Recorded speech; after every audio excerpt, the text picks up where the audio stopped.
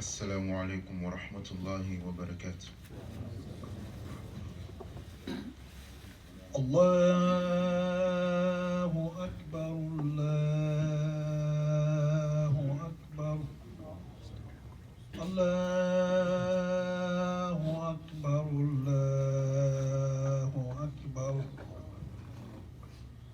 أشهد أن لا إله إلا الله. أشهد أن لا إله إلا الله. أشهد أن محمدا رسول الله.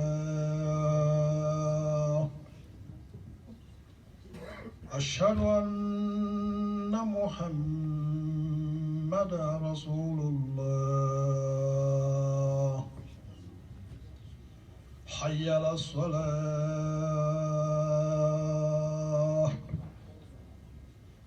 حي على الصلاة حي على الفلاح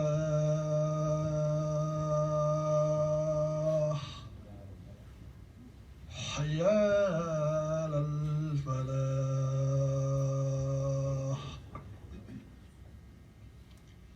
الله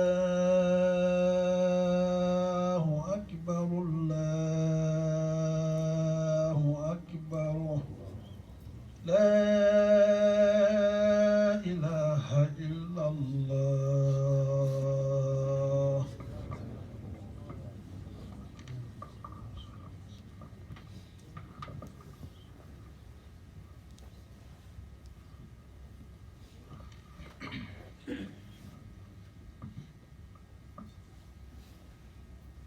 الحمد لله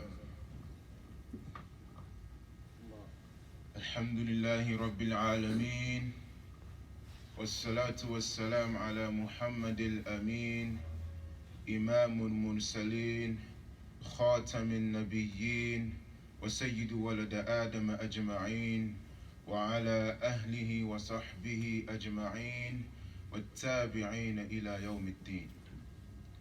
رب اشرح لي صدري ويسر لي أمري واحلل عقدة من لساني يفقه قولي. يا أيها الذين آمنوا اتقوا الله حق تقاته ولا تموتن إلا وأنتم مسلمون. يا أيها الناس اتقوا ربكم الذي خلقكم من نفس واحدة وخلق منها زوجها وبث منهما رجالا كثيرا ونساء، واتقوا الله الذي تساءلون به والأرحام إن الله كان عليكم رقيبا. يا أيها الذين آمنوا اتقوا الله وقولوا قولا سديدا يصلح لكم أعمالكم ويغفر لكم ذنوبكم، ومن يطع الله ورسوله فقد فاز فوزا عظيما. وقال الله سبحانه وتعالى في كتابه الكريم بعد أعوذ بالله من الشيطان الرجيم: اعلموا أنما الحياة الدنيا لعب ولهو وزينة وتفاخر بينكم وتكاثر في الأموال والأولاد كمثل غيث أعجب الكفار نباته ثم يهيج فتراه مصفرا ثم يكون حطاما وفي الآخرة عذاب شديد ومغفرة من الله ورضوان وما الحياة الدنيا إلا متاع الغرور. وقال رسول الله صلى الله عليه وسلم: أكثروا ذكر هذه اللذات، أو كما قال رسول الله. ونسأل الله أن يجعلنا من الذين آمنوا وعملوا الصالحات وتواصوا بالحق وتواصوا بالصبر. Alhamdulillah. We thank and we praise Allah subhanahu wa ta'ala for gathering us here once more. Another Friday, month on the Gregorian calendar that has 5 Fridays. We thank Allah subhanahu wa ta'ala for the opportunity to be sitting here right now. Yesterday, people celebrated Thanksgiving. And my little sister asked me, how come we're not celebrating? How come we don't have a turkey? How come, we're not celebrating like everybody else? And I asked my sister, what is Thanksgiving for? She said, that's when you give thanks. I said, as a Muslim, when are you supposed to give thanks? She said, I don't know, Thanksgiving? I said, no. As a Muslim, you give thanks every single day of your life. From the moment you gain consciousness, you've been giving thanks to Allah. So let them celebrate Thanksgiving only once a year. We celebrate Thanksgiving every single day when we pray to Allah subhanahu wa ta'ala. When we say Alhamdulillah after we drink water. When we say Alhamdulillah after we gain something. When we say Alhamdulillah even when we are inflicted with harm. Even when something that which we do not like is happening to us, we say Alhamdulillah. Our level of thanksgiving is on a different level than they can comprehend. This is what I told my sister, and this is a message I would like to share with everyone else before we begin. The last time I was here, a brother approached me, and he said, MashaAllah, what you said was very nice, but it was very scary. And the people, sometimes, inshallah, we need to give them hope. So how about we talk about something more positive next time? And I agree, this is very true. But there is a reason why I always hit upon specific topics in our community. And in the explanation itself, there is a lesson to be learned. If you get into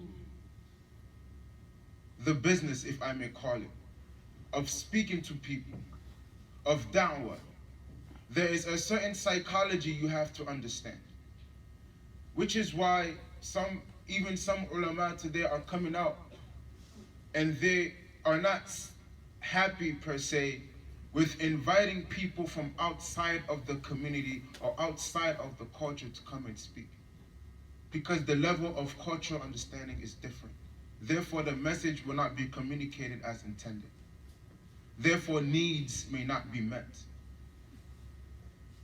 In the society we live in,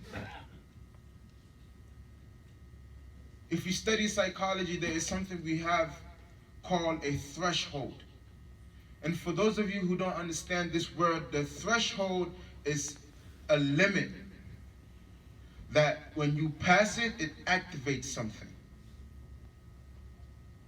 So if you study anatomy and physiology, in the neuron, when the phosphate and sodium gates are being opened, there is a threshold.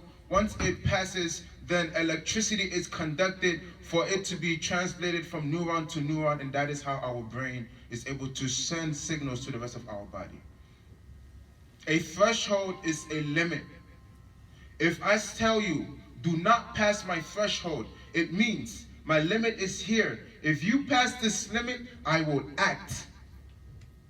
I will lash out. I will behave erratically. A threshold is a limit that activates a certain behavior. Unfortunately, because of the world we live in today, in the 21st century, because of the progression of technology, our threshold in terms of enjoyment is very, very high. Now, what I mean by this, if I was to stand here right now and tell you the wonders of Jannah, that we would get to sit down with Rasulullah sallallahu alayhi wasallam and hear him recite Quran, mashallah. To some people, this sounds nice, but they are not able to comprehend how magnificent this opportunity is. Why? Because the life of enjoyment they are living right now has set the threshold very high before they can comprehend how sweet the Jannah will be. I don't know if you people are understanding what I'm saying. The life we are living in this dunya, there are so many ways for us to enjoy ourselves that the enjoyment of akhirah sounds like something that, it sounds nice, but the life I'm living right now. There is somebody right now who has the car of their dreams, making so much money, having this, having that. Recently, somebody gave me AirPods. And my students saw me wearing it and they said, MashaAllah, you know, Ustaz is wearing AirPods now. How you feeling? I said, if I die today, I'm not taking these AirPods with me. There's no difference right now this is making to my life. If anything, it's convenience. I don't have to worry about the wires. That's convenience. But in terms of making my life more enjoyable, there's no difference. So our threshold is high. Somebody who has their phone, iPhone 11 Pro, AirPods Pro, wearing a $500 watch, living in heater, air conditioned, driving the car they want, these type of people. And there's different levels of it. When you speak to them about Jannah, it doesn't register because they are already living a life of enjoyment now. So what I aim to do is to take you out of that delusion of enjoyment and bring you back to reality. Once you understand and you grasp the reality, then your threshold comes down. And after that, we can begin to speak about the pleasures of Jannah. I once told a student, in Jannah, you can have whatever you want. And he said, but I have whatever I want now. So you see, if I speak about Jannah to him, it's not making no difference. So I aim to let you recognize, no, this dunya, you will never have whatever you want. Because what we want, it never stops. But this dunya is temporary. And that is the topic today. The reality of this dunya. Imam Ghazali has a very famous example that I'm pretty sure a lot of us have heard before, but I would like to reiterate it so we can take benefit from it. In his story, a man is being chased in the jungle. He's being chased by a lion. He's running for his life. As he runs, he sees a well in front of him. He jumps into the well and he's holding on to the rope. This rope is the only support he has. He looks up, the lion is at the top of the well waiting for him. He looks down, it turns out inside the well there is a huge snake with its mouth wide open waiting for him to fall. Again, the only support he has is this rope. But then out of nowhere, two mouses appear out of nowhere, two mice, to be grammatically correct. One is black and one is white. And they start eating the rope, little by little, nibbling on the rope. Look at the situation this man is in. A lion is outside of the well waiting for him. A snake is below with its mouth wide open, and then now you have these two black and white mouse nibbling on the rope. What do you do in this situation? He looks around and he sees a honeycomb, yani the house of the bees where they make their honey is on the wall of the well. He sticks his finger into the honeycomb, takes some of the honey and places on his tongue. And the sweetness of that honey for a few seconds causes him to forget all of the danger that he is in. Because of how sweet the honey is, he forgets that there's a lion on top of him waiting for him. There is a snake with its mouth wide open, and there are two mice cutting the only support that he has in that situation. Imam Ghazali said, the lion represents death, because death is always chasing you. The serpent represents your grave, which one day you will fall into. And if you was a good person, you falling into a grave which would be a garden among Jannah. And if you was an evil person or did what you were not supposed to do, you will fall into a grave which will be a pit from Jahannam. The mouse, the white mouse represents day and the black mouse represents night. And day and night is always nibbling upon your rope. The rope is life. And that honey that he tasted represents dunya.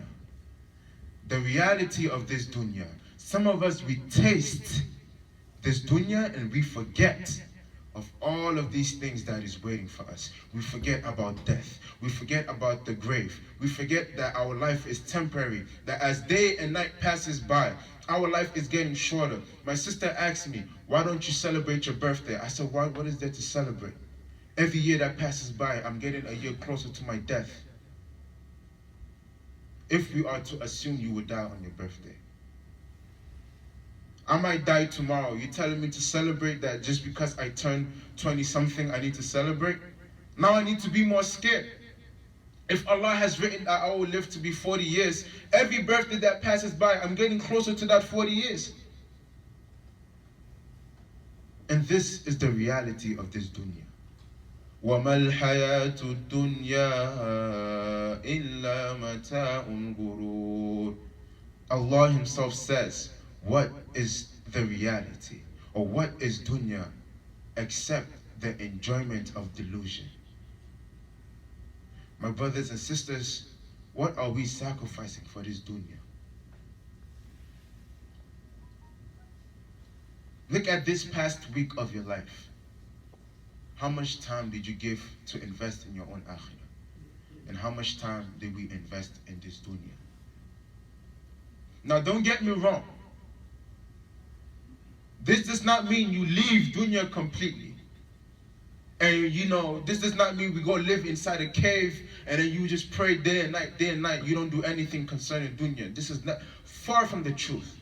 Allah subhanahu wa ta'ala is telling the Prophet himself in Surah Al-Qasas, وَلَا تَنْسَ نَصِيبَكَ فِي الدُّنْيَا. Do not forget your portion of this world. And that is why when we make dua, رَبَّنَا آتِنَا فِي الدُّنْيَا حَسَنًا. If it was not important, Allah would not ask us to ask Him about goodness from this life. But then the question is, what are we sacrificing for it? Today is the day I want us to ask ourselves many questions. Which side am I on? If we go back to the example of Imam Ghazali, those of us who are tasting the honey, you taste the honey, you come back to reality. Some of us, we keep tasting and we don't want to stop tasting. Some of us, the honey finishes and we will resort to haram methods just to get some more honey. All for something that is very temporary.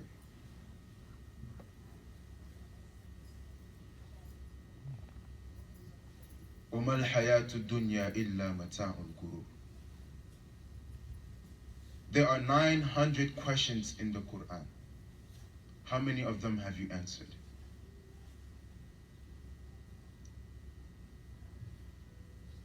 There are so many stories from the life of the Prophet and the Sahaba.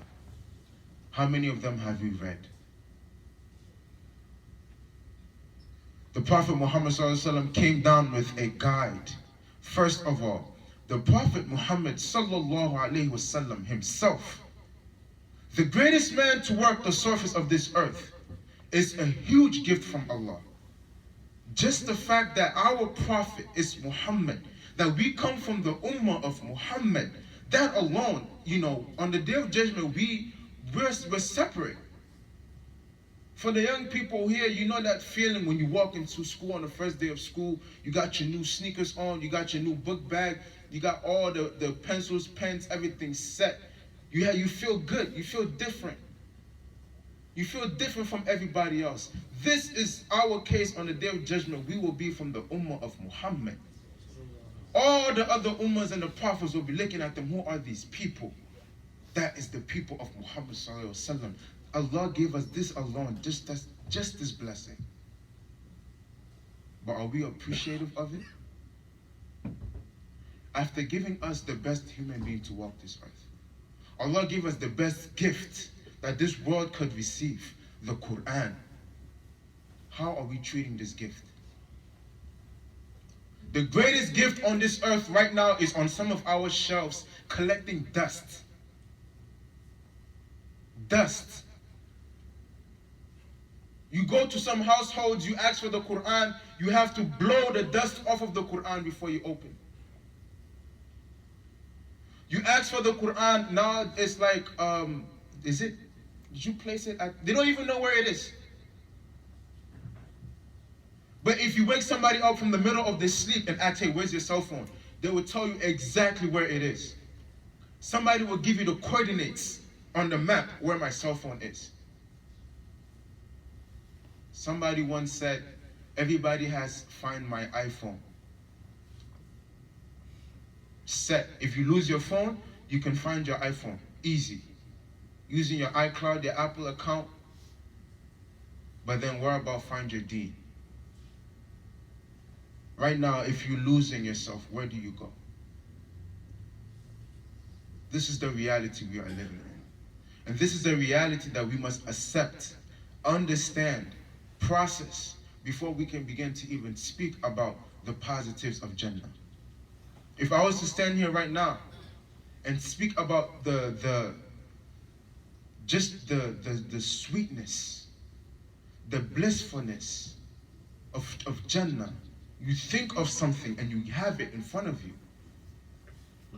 A lot of us, it will not spark us. Based on how our community is acting, at least, it does not seem like somebody will hear, subhanAllah, in Jannah, I get to sit down with the Prophet and read Quran with him. You know what? I'm going to change my life. It's very difficult to see that. Some people, what they need to hear is, wait, if I don't take care of my children and they grow up and to become terrible people, or they don't worship Allah, that I will be held responsible, that I will be taken to Jahannam, that's very scary. Let me change the way I do things. Our threshold is way too high. So before I speak about the pleasures of Jannah, I have to speak about the reality of this dunya. And we ask that Allah subhanahu wa ta'ala opens our eyes to this reality.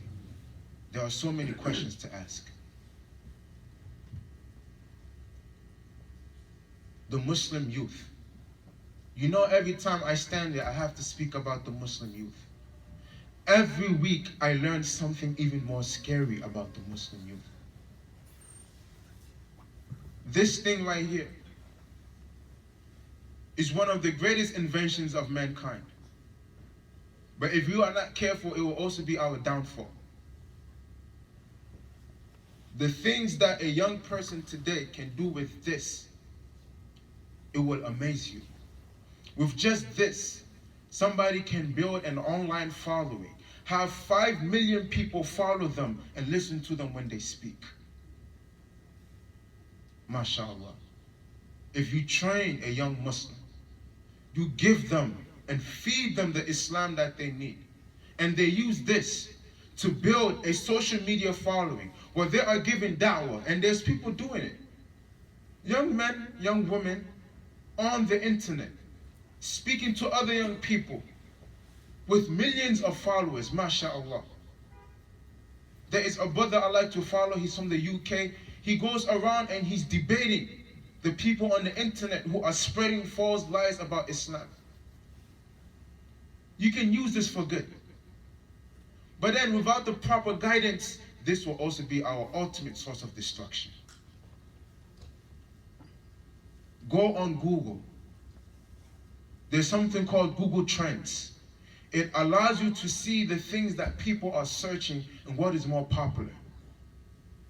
I am depressed. I need help. What do I do? It's very high. I'm sad. What do I do? It's very high. I'm lost. What is my purpose in life? It's very high. And a large percentage of these questions being asked on Google is being asked by our own Muslim children. It's being asked by the Muslim youth. Why? Because some of us are taking care of them physically.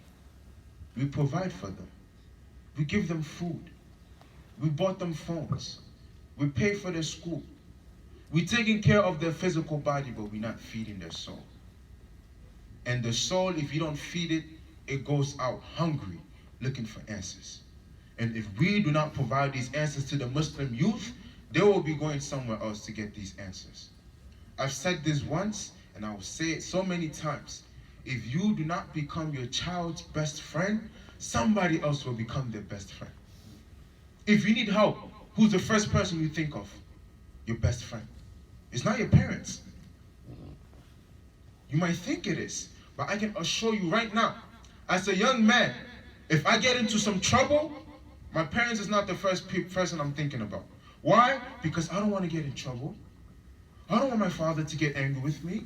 Who do I call? Hey, yo, bro, I'm stuck in a situation, man. This Ayo bro that he's calling, is he a Muslim or not? When the young sister is in trouble, when she is in a situation where she cannot look left and right, who is she calling? Her mother? Did they establish that connection?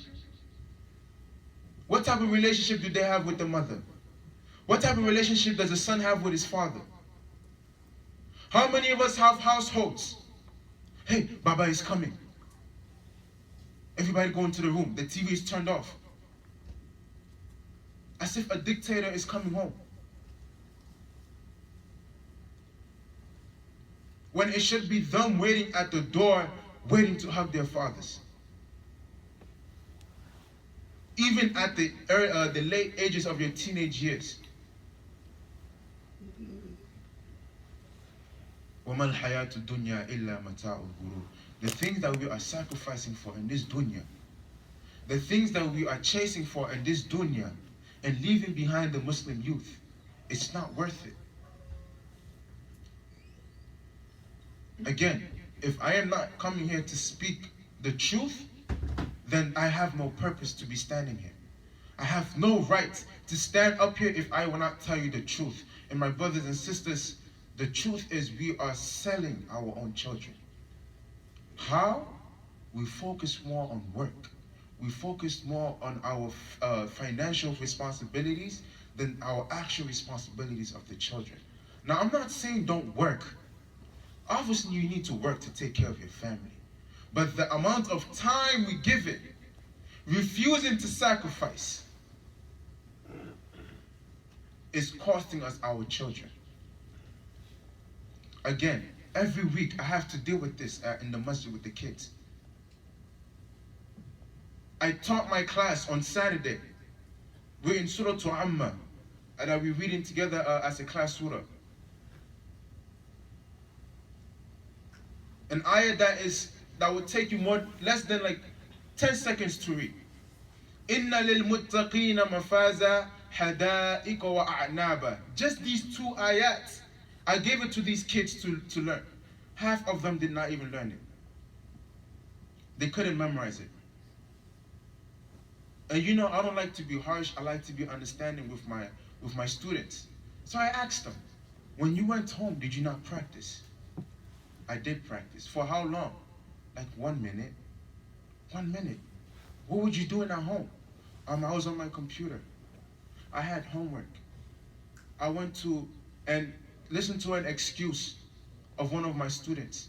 Two of my students. One student said, I had to go to the airport to pick up my uncle. I said, were you driving? So because of this, you could not memorize. No. Okay, no problem. What is your excuse? I had to go to practice to apologize to my basketball coach that I could not make it to the match. He missed the masjid to go apologize.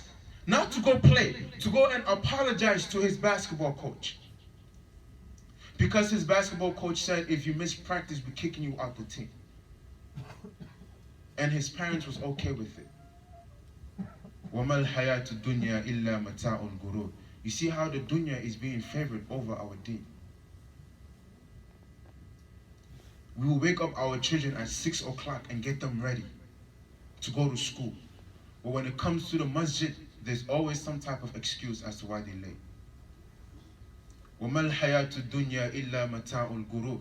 How many times do we want to hear this before we start to change? My brothers and sisters, remember the story of Imam Ghazali. Right now we are on a very tight rope. The mouse, they're almost done eating the rope. The snake is licking his lips, waiting for us. The lion He will never leave. He is waiting for us. And this honey that we are tasting, no matter how much of it you have, one day it will finish. My brothers and sisters, وَمَا الْحَيَاةُ الدُّنْيَا إِلَّا مَتَاعُ الْغُرُورِ. What are we sacrificing for this dunya? We ask that Allah subhanahu wa ta'ala make things easy for us. We ask that Allah subhanahu wa ta'ala forgive us. We ask that Allah subhanahu wa ta'ala allow us to see the reality of this dunya. رَبَّنَا آتِنَا فِي الدُّنْيَا حَسَنَةً وَفِي الْآخِرَةِ حَسَنَةً وَقِنَا عَذَابَ النَّارِ.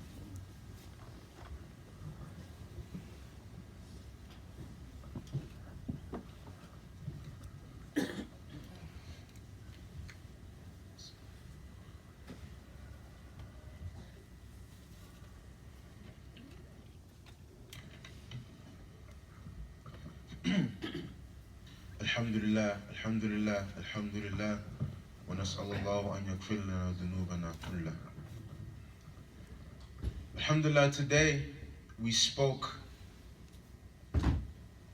about why we speak more on the scary topics and not on, the sweetness of Jannah and these more positive topics. And for those of us who was not here, I said psychologically, our threshold is very high. Because of how easy it is to attain enjoyment in this dunya, when we speak about the enjoyment of the akhirah, it is not registered.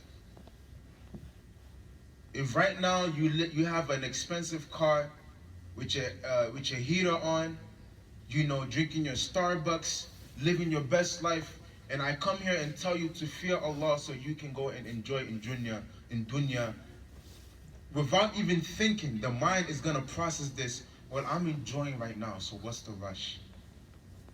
But if we talk more about the reality of the lives that we are living and how scary the akhirah is, this will make us uncomfortable. This will break the cycle of comfort that we are living in right now and perhaps bring that threshold down so we can easily spark our iman. Our number one duty in terms of da'wah is to increase the iman of the ummah. Because once the iman is up, then the actions will follow. And we ask that Allah subhanahu wa ta'ala increase us in iman. We spoke about the reality of this dunya. There is a famous hadith where the Prophet Muhammad sallallahu alaihi wasallam said that if this dunya was had any type of value equivalent to the wing of a mosquito, not the mosquito itself, the wing of this mosquito, then Allah will not have given the kuffar even a sip of water. But look today, who have all of the money? The people spending millions and millions, who are they? Was it that if it had any value, Allah would not have given it to them? So this alone should tell us that this is not the end game. And then again, I am not discouraging anyone from attaining high level of wealth. If you ask me, I want to be a millionaire one day. I want to be able to invent, to come up with something that this world can benefit from, and at the same time it will produce so much money, I will be on the list of billionaires. But then the question is, this is the honey that we are speaking of. Will I be able to taste this honey and still remember that the lion is waiting for me, that the snake is still under me, and that these mouses are still nibbling on my rope? Or will I taste this honey and completely forget about the reality of the dunya? If you are able to attain wealth and you can build masajid, build schools, help other communities. Today there is so much in technology that the Muslims are missing out.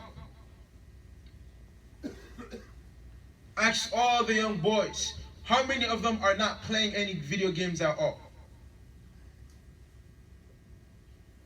What about why are we not educating our young Muslims? push them into the information technology sector, to learn coding, to learn JavaScript, and to take these skills and develop a video game that it's simulating how a Muslim should be living his life. I spoke about this with someone before. Imagine a video game. You playing it. The character wakes up and you have to go make fajr in the video game. Wouldn't this teach them to do so in real life? But instead, again, we focus so much on the dunya. We focus so much on how much money are we making every week, every 2 weeks, and we forget that the Muslim youth are growing up. My ustaz was asking somebody a scary question. He said, can you guarantee me that if you die today, will your children continue to practice Islam? If we have to remind them to pray today, and I'm not talking about the 12, 11-year-olds, I'm talking about the 16, 17, 18-year-olds. When we come for Fajr, how many of them are here with us? And this has been one of my complaints recently. Why are we not bringing them to Fajr? If we can wake them up at 5 o'clock to get ready for school, what's stopping us from waking them up for Fajr? If we will go through all of these preparations so they can pass the exams, pass this, take this test, get into this high school, this college, why not wake them up for to pray, to fast Monday and Thursday, to prepare them for Ramadan? And us, the youth, we will give you a million excuses. Oh, I can't fast because I have to go to school, we have gym, and that is not an excuse. It's still possible. Some of us, we go so many hours without eating, without realizing that the hours we went without eating is equivalent to the hours you would have spent if you was fasting. Some of us, we are at school, within a 8 to 9, 10-hour period, the only thing we ate was probably drink a little bit of water and eat some cookies. If you didn't drink the water and eat those cookies, you would still be alive, which means you can still fast. There's so many little things that we are not doing to prepare them for what is going to come after your death and after their own death. وَمَا الْحَيَاةُ الدُّنْيَا إِلَّا مَتَاعُ الْغُرُورِ. So inshallah, when we leave today, I want us to ask ourselves, what have I done to prepare myself to ensure that I will not be stuck tasting the honey and forgetting about all of the realities? Now, to be fair, I'm not only going to mention the problems. Every time we speak of problems, we must bring solutions. And I've been mentioning these solutions. I hope people are using them. They seem little, but wallahi, it is very effective. Especially with the Muslim youth. Start to eat food in the same plate with your children. It builds up a bond. We want to have a close relationship with your children. And to the Muslim youth, you need to have a close relationship with your parents. Some of these kids, they sincerely think that their parents hate them. I can tell you right now, and I'm not talking about little kids, I'm talking about 18, 19, 20-year-olds. They truly believe in their hearts that they can swear, wallahi, billahi, tallahi, my father and mother, they hate me because of the relationship in the household. They cannot look in their fathers in their eyes for more than 5 seconds, either out of embarrassment or either out of anger or shyness. It should not be this way. I always tell them, to the young people here, I always tell them, your parents might be harsh. Your parents might say some things that might hurt you, or they might tell you to do some things and you don't understand why they tell you to do this. But always remember, if you was to be in a situation of life and death, your parents would happily sacrifice their lives to save you. And if this is not love, then I don't know what love is. Your parents love you. But nobody is perfect. Our parents come from different backgrounds and different cultures where the way they was raised is different. So sometimes the way we interact with the youth, they cannot understand, as their culture is also different. And I've said this before, those of us who came from other countries especially, we came from hustling. Alhamdulillah, I went to Africa and I experienced it. I lived in a village. Every Fajr we had to carry water on our heads before we can take a bath. Hot water? Where? If you want hot water, you had to set up the coal pot, put the fire, fan the fire, and wait for the pot of water to become hot before you get hot water. You have to go to school, you have to go to work. You have time for that? Because in Africa, in the morning, early in the morning, it's very cold. But you would still take a shower with that cold water. And the day that you come home and they serve dinner, and on that day you receive 2 pieces of meat instead of 1, is one of the happiest days of your life. It's one of those days you look at your parents and say, my parents love me. Now come back to America. I came back from school. I have all of these fresh clothes. I got my phone. I opened the fridge. The fridge is full. I have everything. The fridge has so many options. I don't even know what to eat. A person who is raised in this environment, they will not be able to comprehend the struggles that we went through back home. So now the struggle is not a physical struggle. It is a mental struggle. Instead of trying to just feed them and just give them what they want and the clothes, just giving them TV and YouTube and thinking that this will be enough, we have to feed them mentally. We have to provide for them psychologically. And it can be a stress. Some of these kids are annoying, but we have to go through it. We have to sit down. Your 7, 8-year-olds, sit them down. How do you feel? What is bothering you? Ask them big questions. Wallah, you'll be surprised. These young kids, they have a lot to say. We want to buy new furniture. Give me some ideas. What do you think?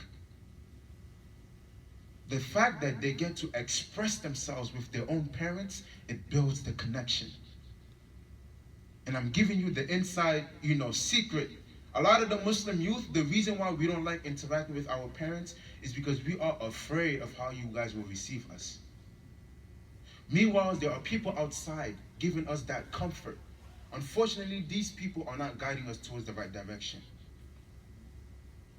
You will see somebody with his parents at his knees, listening to music on the street, dancing, and you will say, what is wrong with you? But wallahi, the comfort that music is bringing him is comfort that his parents should have given him. If his parents will not give it to him, he will go outside and find it somewhere else. So do not let that behavior shock you. Every time you see something like that, ask about the parents. What is your relationship with your parents? These young boys and girls in 4th grade, 5th grade, 10, 11, 12, 13-year-old boys and girls getting in relationships, having boyfriend and girlfriends at these young ages. You know why? Because their parents did not show them the love that they needed. So they think they need to go outside and find that love somewhere else. This is the reality that we are living in. So before I speak on the pleasures of Jannah, we need to be aware that this is the situation we are living in, and take the necessary steps to slowly take care of these factors before the rope that we are holding on to is no more. We ask that Allah subhanahu wa ta'ala make it easy for us. We ask that Allah subhanahu wa ta'ala educate us on how to deal with the Muslim youth, because without knowledge we cannot do this. We ask that Allah subhanahu wa ta'ala give us the ability to respect the Imams of our community. Again, I am here to speak the truth. We do not respect, we do not value our Imams in the community. A principal, a teacher has more say in the children's lives than the Imam. If the Imam gives us advice on what to do, we take it as if, if I want to. But if the teacher tells you, make sure you do this, this, and that, or else your children will fail, we do whatever it takes. We sacrifice Saturday and Sunday, we put them in Saturday school just so they can go pass some tests in school. But if the Imam is telling you your children needs to be practicing more at home, we throw away the advice like it's nothing. If we do not value the knowledge that Allah Ta'ala gave them, if we do not put them this high in our societies, in our communities, if we do not put the knowledge of Allah, the Quran, on a pedestal in our families, when the family wants to do something, instead of looking at what is society doing, what does Allah ask us to do? What does the Quran ask us to do? What is the sunnah of the Prophet Muhammad sallallahu alaihi wasallam? And we get all of these answers from our imams, from our shuyukh, from our teachers in the masjid. We feel comfortable telling our teachers, my student will not be coming today, or he came late, I'm sorry. But we will be embarrassed to tell the teachers at school that my child was late today because of me. Until we fix this mentality, we will not be able to grow as a community. So may Allah Ta'ala give us the ability to respect and value our imams. May Allah Ta'ala give us the ability to respect and value the masjid. May Allah Ta'ala give us the ability to respect and value the education that is being taught in the masjid. We ask that Allah Ta'ala give us the wisdom to deal with the Muslim youth. We ask that Allah Ta'ala open the minds of the Muslim youth and increase them in faith. We ask that Allah Ta'ala make it easy for them, for they are dealing with a lot of temptations in school and the outside world. Today, zina is being sold more than health. You will see more advertisements about that will contribute to zina than advertisements that will contribute towards your health. This is the reality of the dunya we are living in. We must learn to adjust to it again before the rope is cut and we fall into our graves. رَبَّنَا آتِنَا فِي الدُّنْيَا حَسَنَةً وَفِي الْآخِرَةِ حَسَنَةً وَقِنَا عَذَابَ النَّارِ. And please do not forget to donate to the masjid. When they say fi sabilillah, this is part of our struggle and part of our ways of contributing and setting something for ourselves in the akhirah. If you die today, you want to be able to say, Ya Allah, I wanted to use this money to do this, but instead I gave it to the masjid. Instead, I gave it to your house, and for your sake, you will never be decreased, and Allah will only increase you. May Allah increase all of us. رَبَّنَا آتِنَا فِي الدُّنْيا حَسَنَةً وَفِي الْآخِرَةِ حَسَنَةً وَقِنَا عَذَابَ النَّارِ وَادْخِلْنَا الْجَنَّةَ مَعَ الْأَبْرَارِ يا عزيز يا غفار يا رب العالمين. اللهم إنا نسألك علما نافعا ورزقا حلالا واسعا طيبا وعملا متقبلا نستغفرك ونتوب إليك. اللهم صل على نبينا محمد وعلى آل محمد كما صليت على إبراهيم وعلى آل إبراهيم إنك حميد مجيد. سبحان ربك رب العزة عما يصفون وسلام على المرسلين والحمد لله رب العالمين. أقم الصلاة.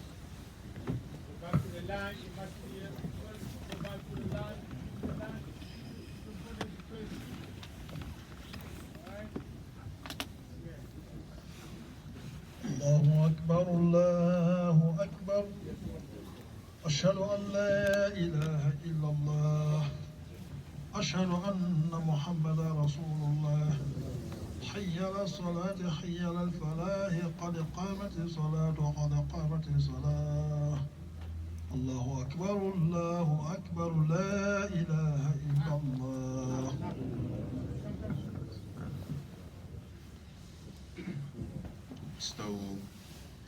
استووا حتى وتراص. If your cell phones are on, please turn them off or put them on silent and make space for the brothers in the back. Jazakumullah khair. Stop.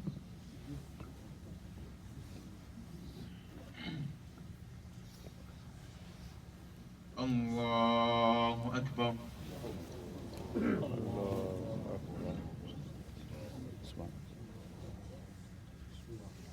الحمد لله رب العالمين الرحمن الرحيم مالك يوم الدين إياك نعبد وإياك نستعين اهدنا الصراط المستقيم صراط الذين أنعمت عليهم غير المغضوب عليهم ولا الضالين.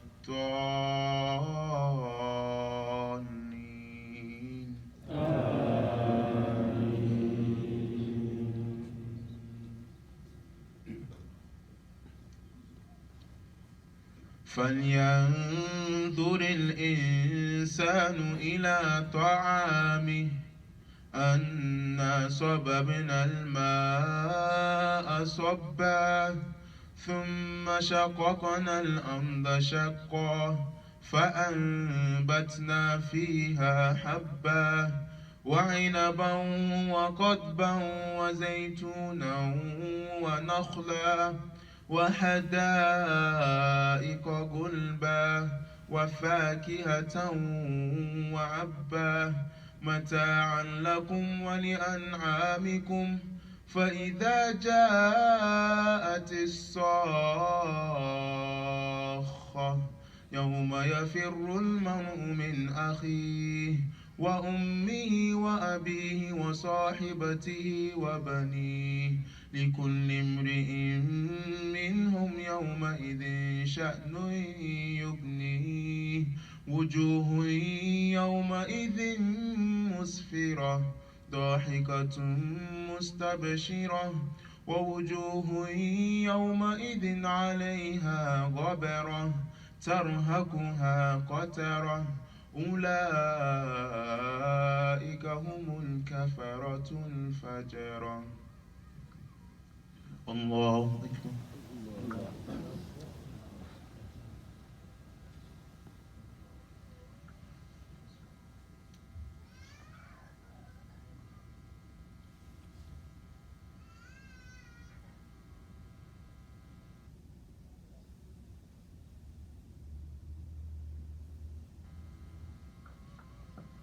سمع الله لمن حمده.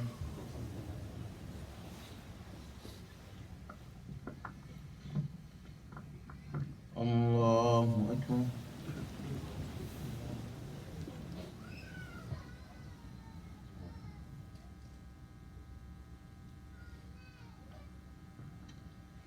الله أكبر.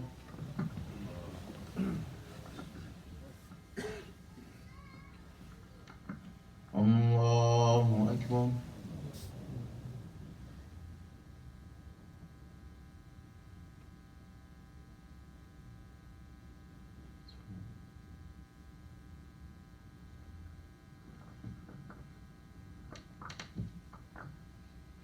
الله أكبر. الحمد لله رب العالمين الرحمن الرحيم مالك يوم الدين إياك نعبد وإياك نستعين اهدنا الصراط المستقيم صراط الذين أنعمت عليهم غير المغضوب عليهم ولا الضالين.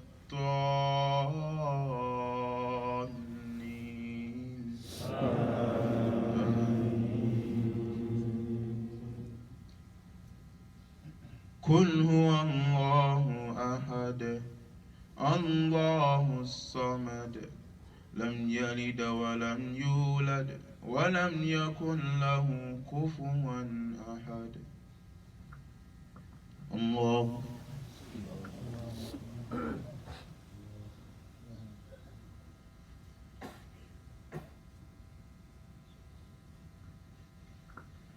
سمع الله لمن حمده.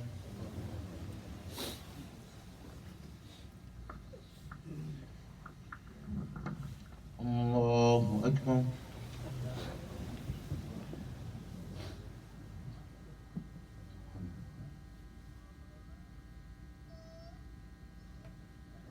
الله أكبر.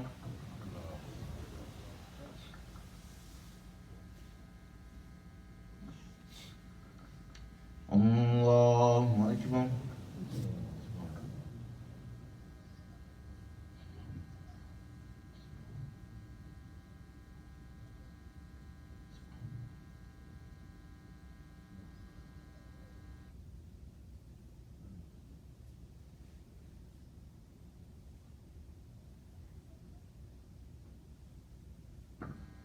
الله أكبر.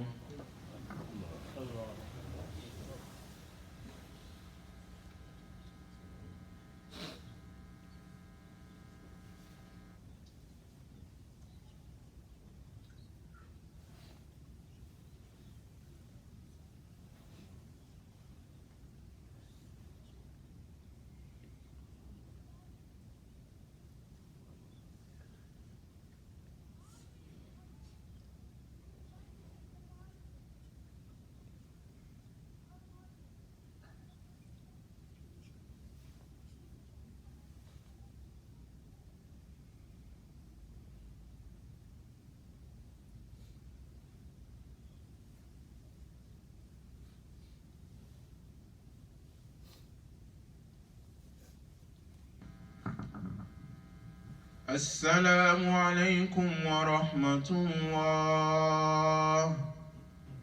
السلام عليكم ورحمة الله.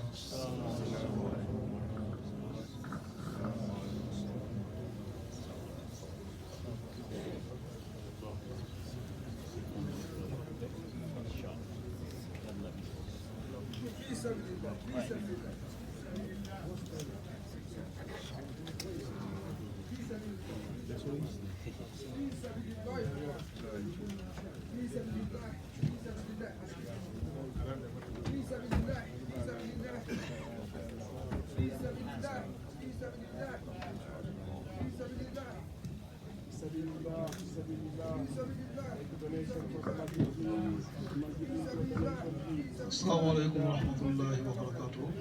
First of all, we'd like to thank Imam, inshallah, for the great effort that he made for all of us, inshallah. May Allah increase his knowledge.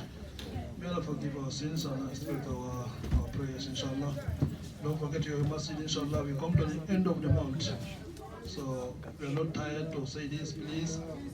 The masjid is running because of you. Please let's help the masjid, inshallah. Let's help him pay the rent and the bills, the masjid, inshallah. We come to the end of the month. Let's try to pay the bill, inshallah. Fi sabilillah, brothers and sisters. Don't forget your masjid, inshallah. The masjid is here for you. Give to Allah. Allah will give you back, inshallah, more and more and more.